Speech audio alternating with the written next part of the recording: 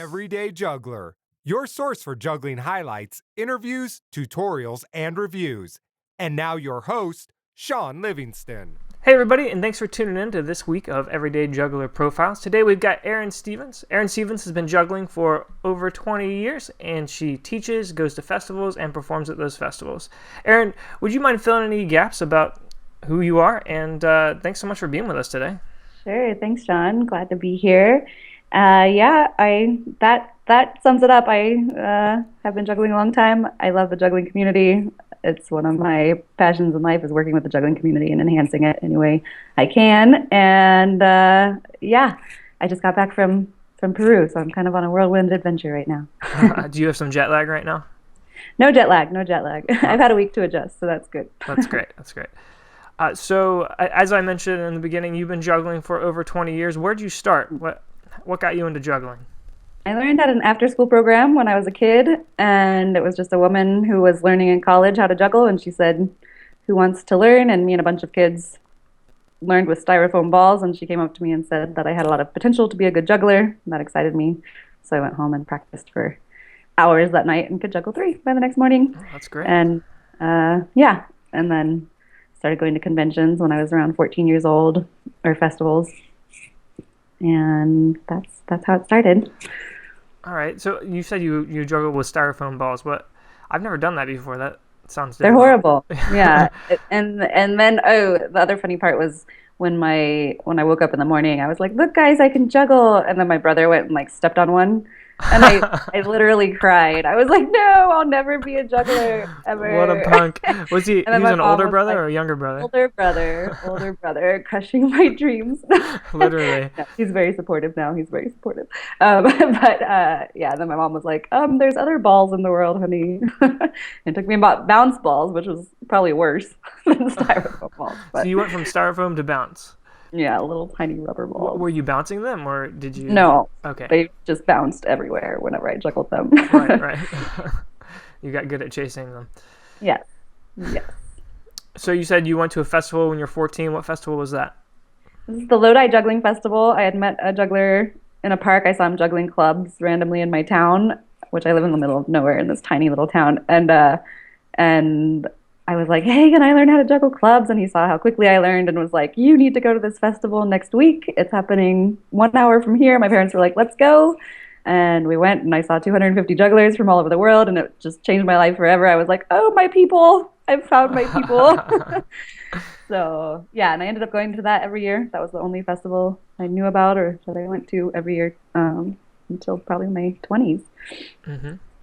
Who would you say was who'd you look up to? What juggler did you look up to the most as you were learning? Well, what's funny, I guess it depends. Things were different back then. There was no Facebook, there was no YouTube, there was no anything. So all I had was this one convention every year that would inspire me, and I'd practice like crazy for the first 6 months, and then I'd kind of lose interest and stuff. But one person I remember from my very first festival was actually Sean McKinney, who he had just won the IJ championships, I guess. I didn't even know what the IJ was. But I didn't know what his name was for years. I just remembered this one trick that he did that just blew my mind, and all this 3-ball madness, and that vision that I had from seeing that first show when I was 14, was totally inspiring for my creation as a juggler.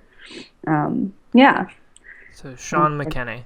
You didn't know his name, though, so the unnamed I had no idea who he was. Yeah, he was just champion. The guy who did this insane 3-ball trick where he juggled 3 balls under his legs while squatting, while hopping around in a circle. I don't think that trick has a name, but... Can you do it now? Was that your goal? No, I was actually thinking 2 days ago. I was like, I never learned that trick. I totally need to learn that trick. I think you owe it to him. Obviously. So that was when you were 14, and then tell us about the rest of your journey. What happened next? So I started performing locally as a kid when I was 15 or so. My mom bought me a costume and made little flyers. I started performing. And do you have any images of what that costume looked like? I have no desire to share that. Oh, come on. Maybe one day. Luckily, it's not digital, so I don't have to worry about it going on the internet anytime soon. But yeah, it was fun. And then I think I like would go to Renaissance fairs and I'd learn tricks there. And then basically when I was choosing a college, I decided I wanted to be a professional juggler, and that's what I was going to do. And so I chose my college based on which one had the best juggling club, which was UC Santa Cruz in California. That's really funny. And I went there with the plan to become a professional juggler, and then things changed. I had a change of course, which I know we were going to talk about. But yeah, I ended up having a bit of an accident my freshman year of college where I broke my back juggling. And yeah, that was the next step of my journey. That sounds that was, another crush of your dreams. It started with your brother and then your back. Stepping on my ball and then my back broke. Yeah, that kind of definitely put a little kink in my think.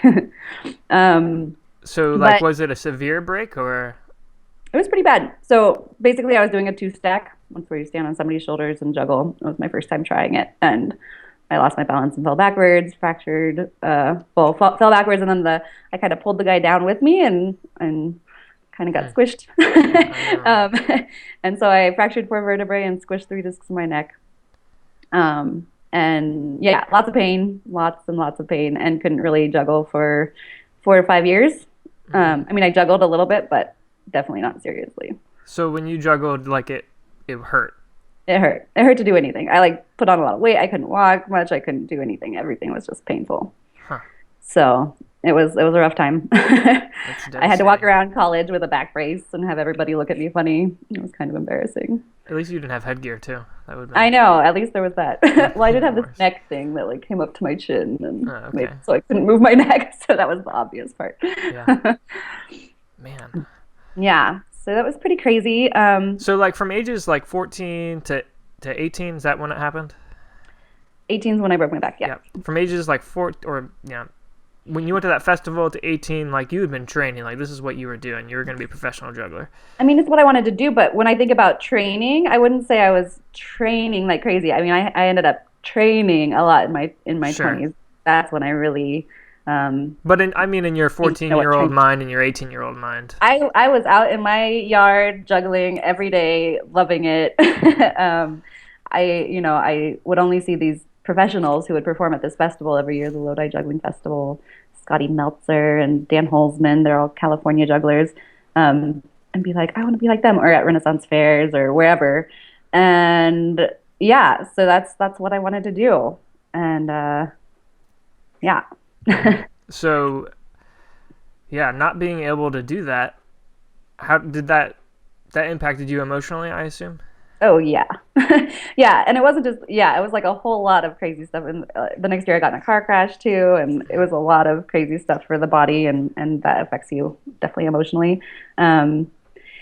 But looking at where I came from that, and where I am now, like, it was because of that incident and breaking my back and going through that trial that ended up giving me the motivation and the passion for really pushing myself later and training, really learning what training meant when I trained to compete in the WJF, and when I did end up becoming a professional performer and stuff. I don't know if I would have been as passionate about it if I hadn't had that experience of having to overcome that physical element. Yeah. So I think that if that happened to me, like I would just be totally deflated with any hopes of ever being able to juggle again. So what helped you to start over, get back on your feet?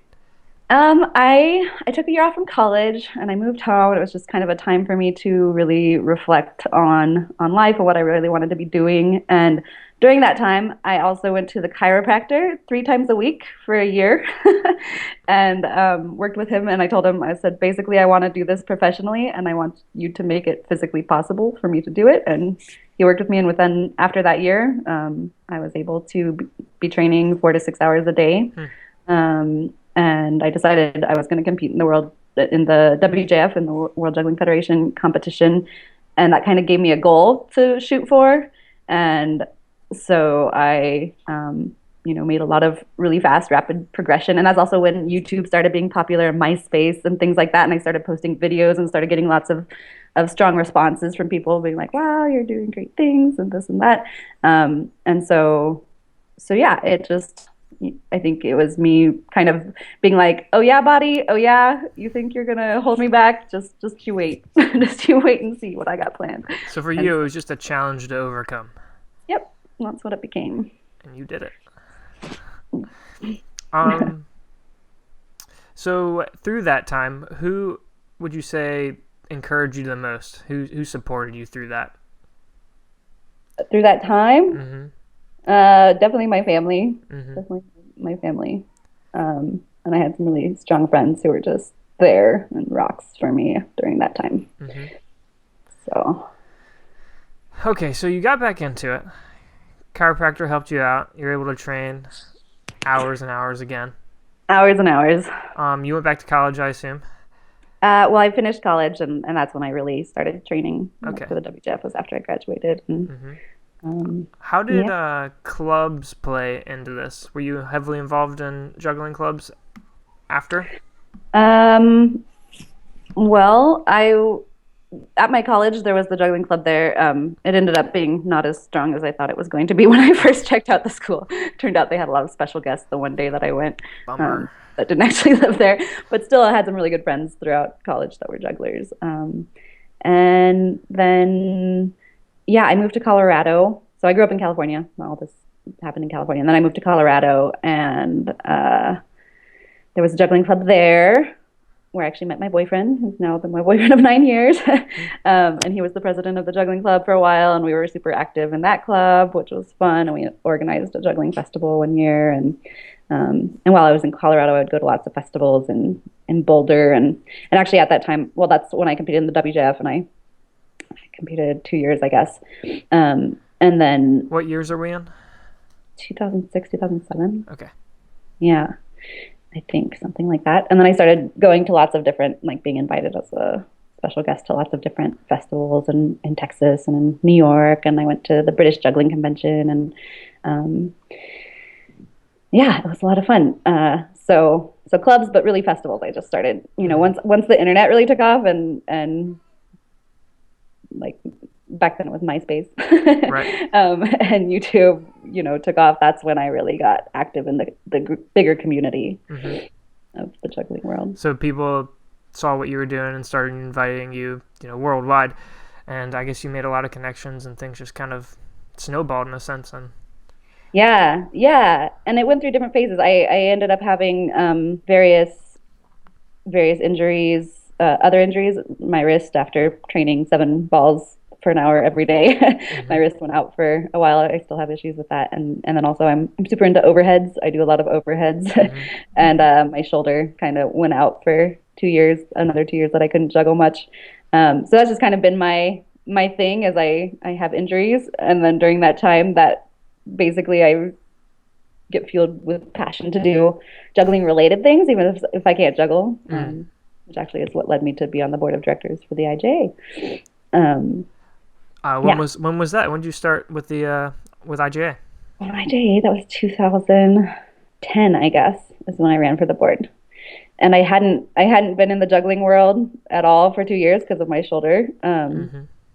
Like you said, it's deflating when you can't juggle. I was kind of depressed. I was kind of like, oh gosh, what am I doing? And then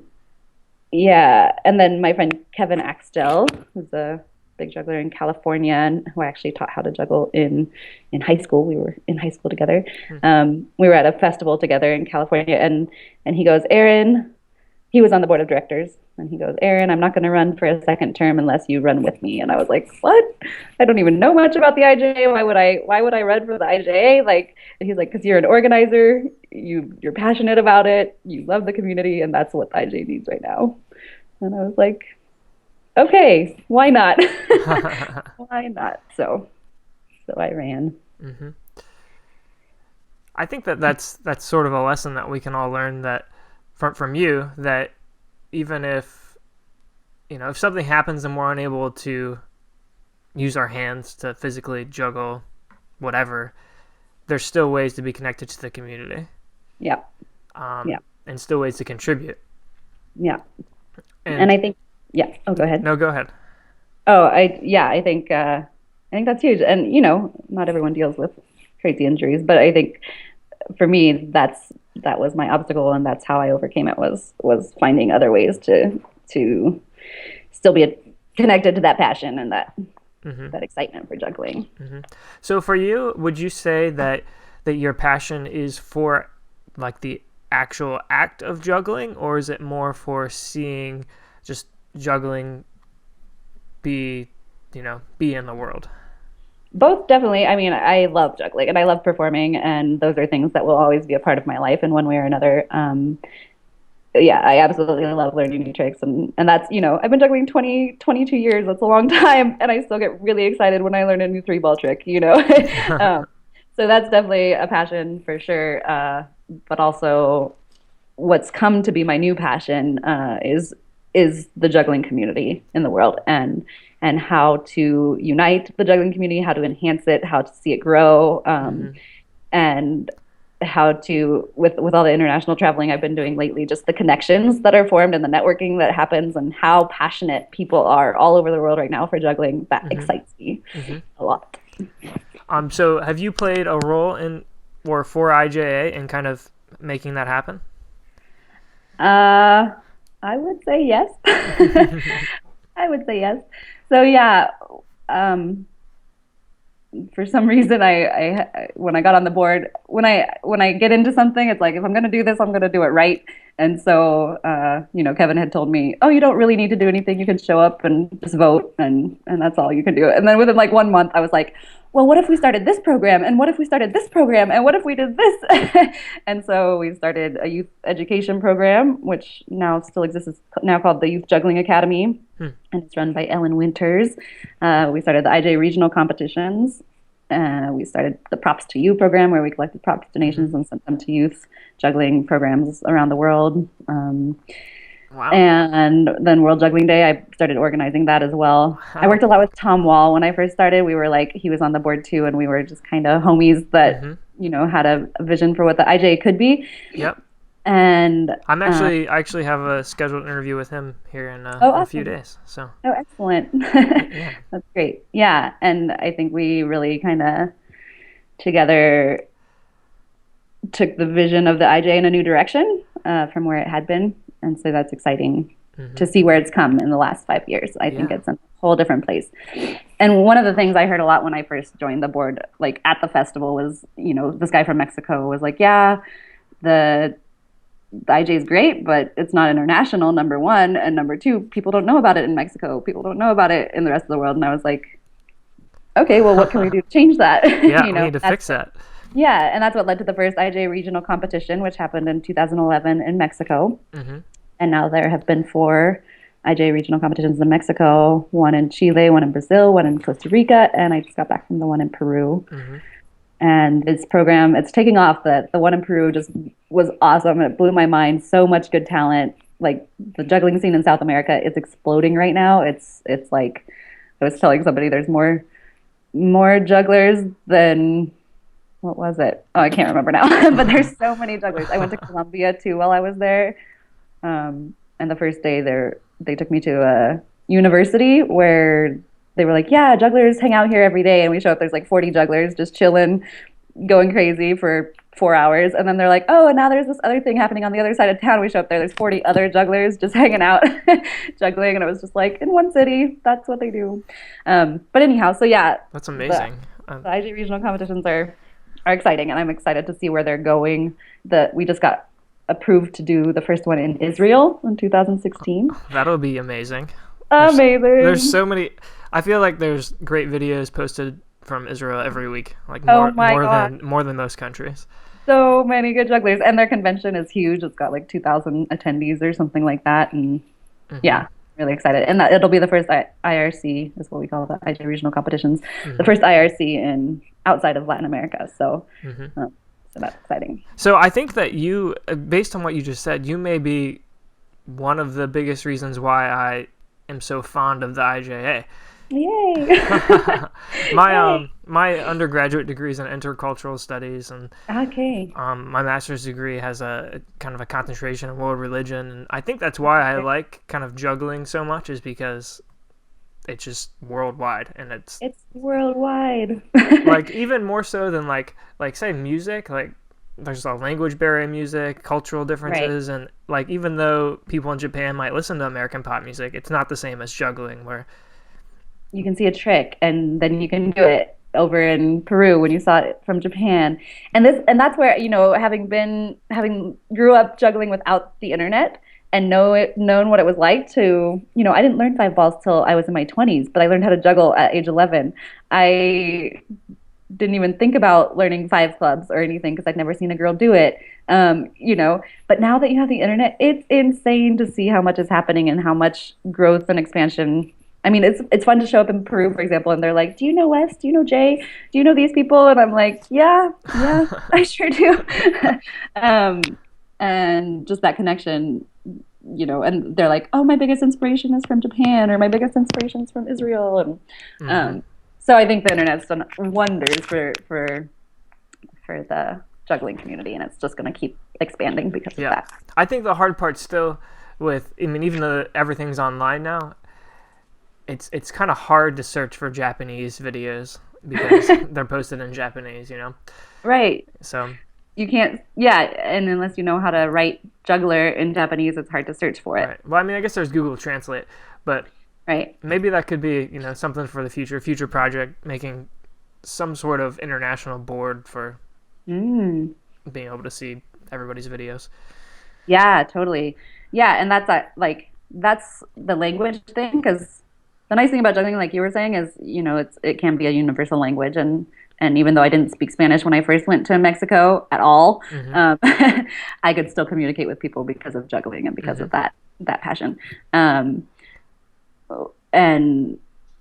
I lost my train of thought, but now I can speak Spanish, but it's still that thing that's an international language. I think you're saying that it would be hard. It's gonna be hard no matter what for us to see everybody's videos. Oh, what I was gonna say is nobody, when I first at my first festival, when I got on the IJ board and I talked to this Mexican guy, I went around and I asked everyone at the festival. I said, "Name one juggler in Mexico."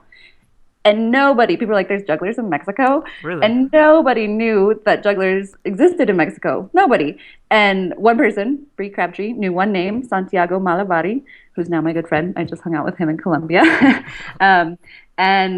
And so then when I went and I organized the IRC down there, and I didn't know any jugglers in Mexico either, and saw 200 absolutely insane jugglers going crazy, and then they're like, "Oh, do you know so-and-so from Colombia? Or do you know so-and-so from Chile?" And I'd be like, "No." And they're like, "You don't know that juggler? Are you kidding me?"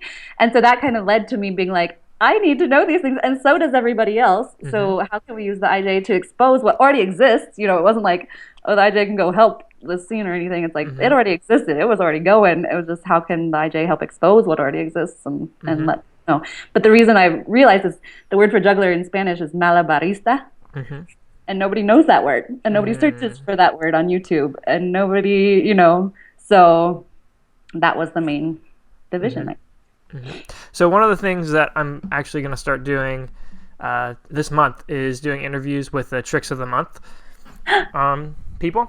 And you are? Really? Yeah. I started the Tricks of the Month videos too 4 years ago. Good work. Thanks. So these interviews are going to go along with the Tricks of the Month videos. Awesome. For the IJ. Thank you. I heard that Jorge Vilchis. Do you know Jorge Vilchis? I do not.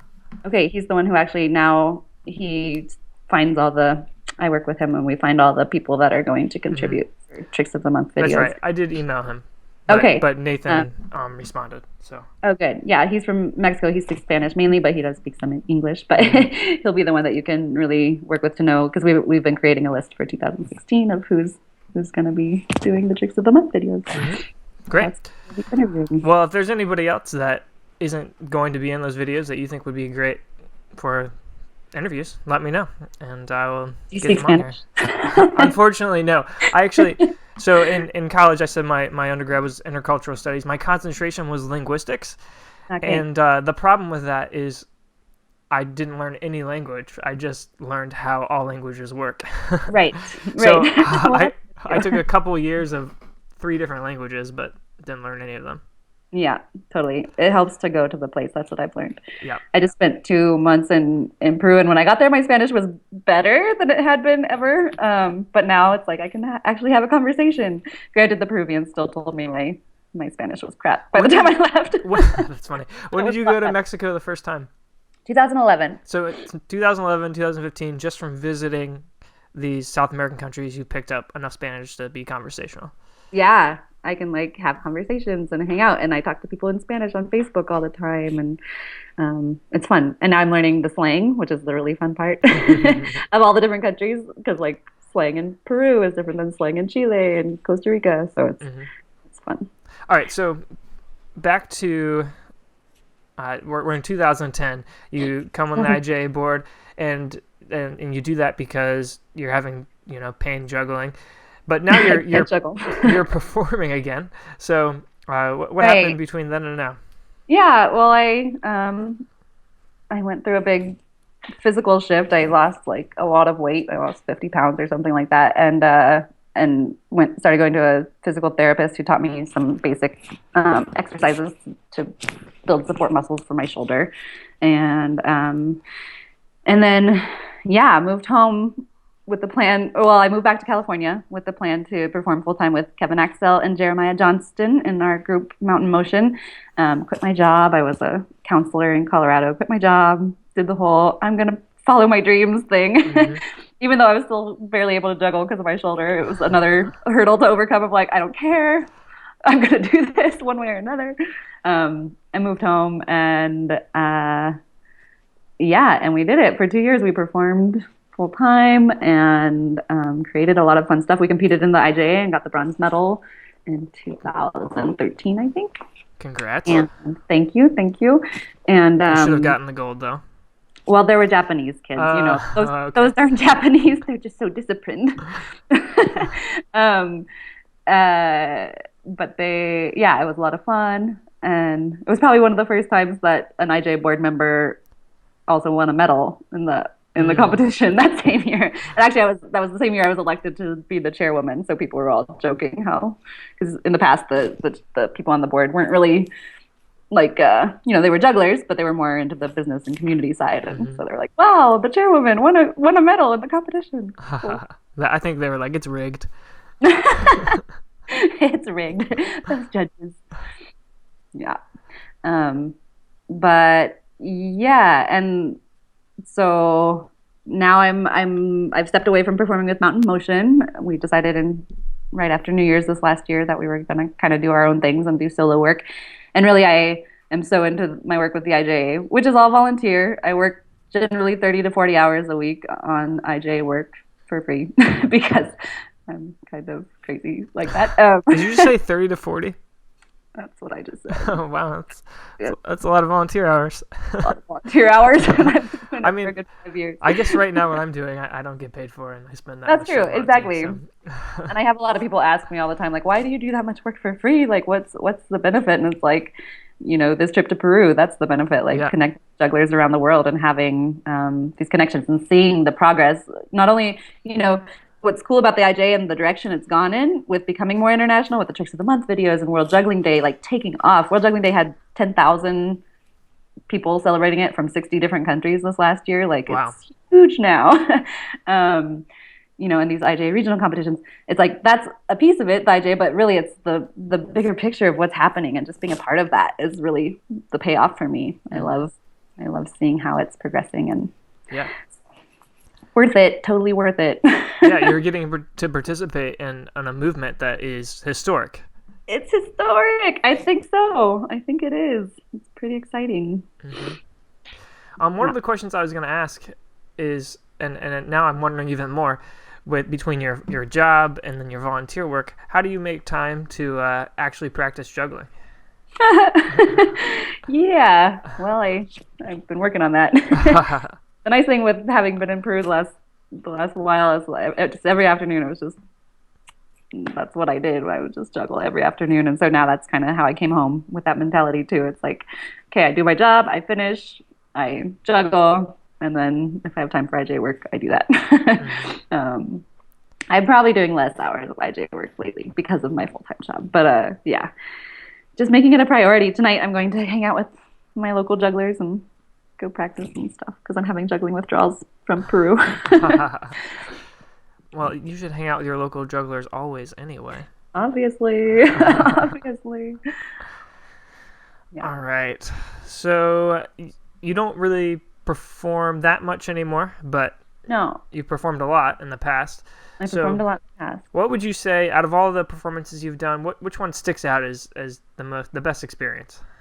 When I was in Colorado, I was performing with a circus called Saltfire Circus, and it was right after I had my shoulder injuries and stuff, and I started being able to juggle again. And we performed together for 3 years as a troupe, and I'd say that was one of my favorite performing experiences. Was just working with a group for 3 years, going through the transitions, creating these amazing shows, going on tours, and watching my own juggling progress throughout the time. Like I look at my first routines compared to my last routines within that group, and just how much they progressed. And yeah, I'd say that. Okay. Favorite. What tips do you have for those aspiring to do juggling as a full-time gig? Talk to the pros.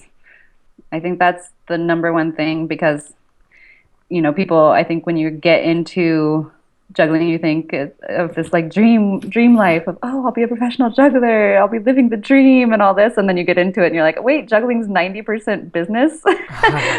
Being a professional juggler is 90% business, and I have to file taxes, and I have to market myself, and I have to have a routine that actually works for a public audience and things like that, especially in America. It's a lot different, I think, in Europe, and different countries will all have their own thing, but in America it's a lot different than just having a beautiful juggling act with tons of crazy combinations and patterns that jugglers are going to love, but the public's not going to necessarily react to. So I think that was the biggest help for me when me and Mountain Motion started performing together, was talking to lots of the pros and getting tips and getting advice from people. And if you have people, mentors, working with you along the way, it just helps a lot. Yeah, I had a question, but it's gone. That's okay. So basically knowing what you're getting into is a big part of it. That yeah, it's a lot of hard work. It's hard work. It's not easy. Here's what I was gonna ask. It's a lot of hard work, but would you say that there's room in the space to be a performer full time, or in the U.S., or do you think like? Oh yeah.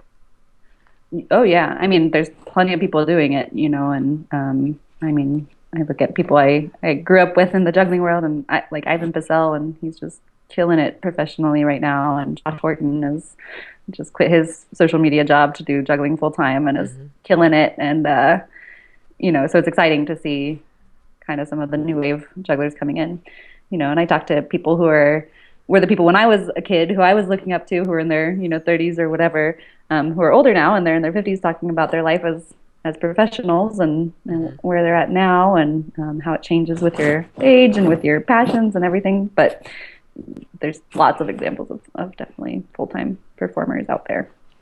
Great. How have you seen juggling change your life for the better? How have I not seen juggling change my life for the better? It's a funny thing because you think of, I think of how much the general public responds to, oh, you're a juggler, okay. And they think of whatever they're going to think, clowns or a little three ball, whatever.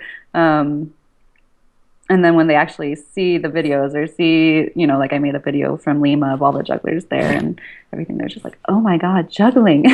That's like different than I ever expected. Sorry, I'm going on a tangent. That's okay.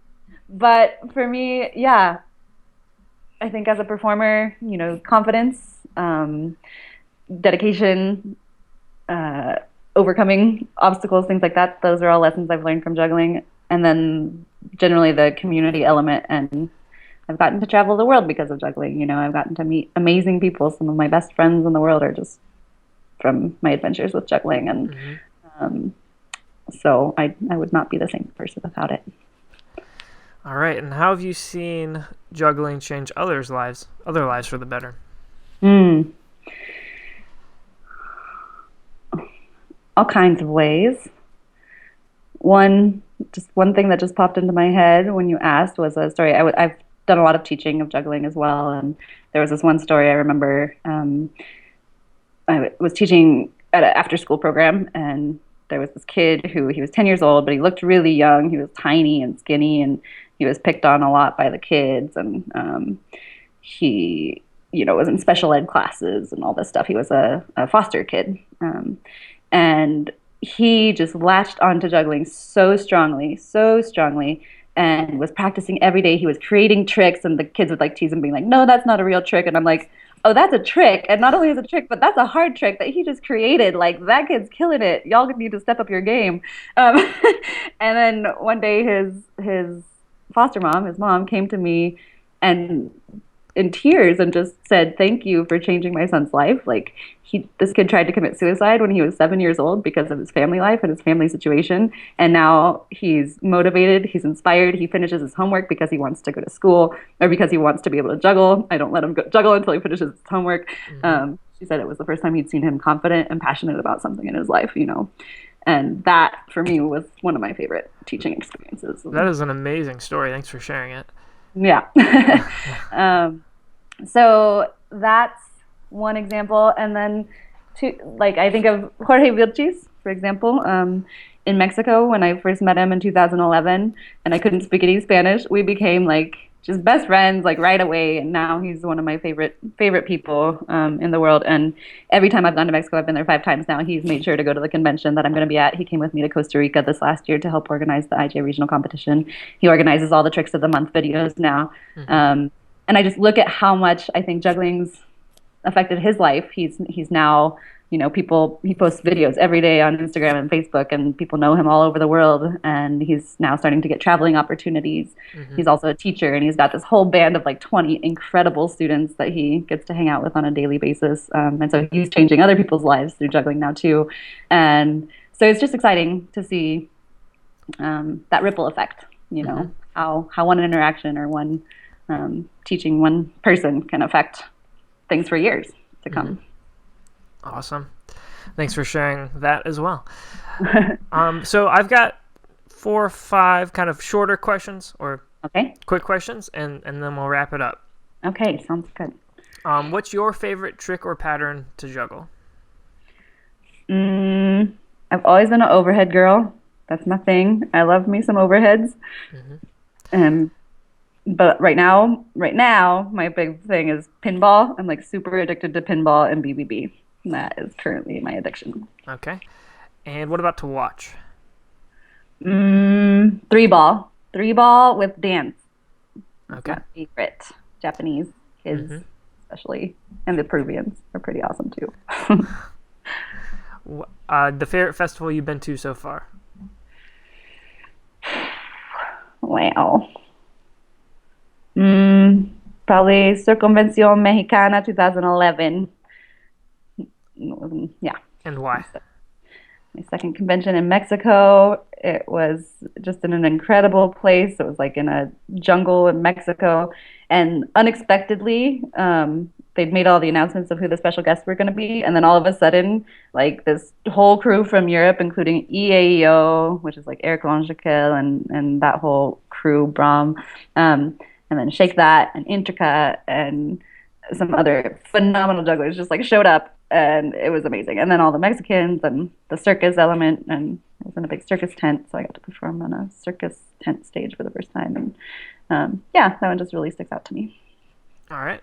Your favorite prop to use? Ballz. All right. I think we probably all knew that already. Favorite brand of balls? Oof. I really love me my G balls, and then recently I've started using Oz balls as well because they're Russians. So now I use G balls for kind of numbers training and my regular routines, and then Oz balls I've been using a lot for all the pinball and such. Oz balls, are those available online? I think so. Yeah, they're from Peru, but I know they have a Facebook page. I haven't looked for a website, but I'm pretty sure they're available online. All right. And then to wrap us up, can you give us a final word for the community, the juggling community at large? A final word. A final word of encouragement or exhortation, whatever you prefer. Just basically, let's keep killing it, guys. Like, the juggling world's exploding right now on such an awesome level, and it's exciting to be a part of it. It's exciting to see what's happening, and I can't wait to see what happens in the future. All right. Well, thanks everybody for tuning in this week. Erin, thanks so much for being with us. Yes, it's been a pleasure. Thank you, Sean. And until next time, keep on juggling. Thanks for watching. If you like what you saw, be sure to support the channel. Leave a comment, like, share, and subscribe.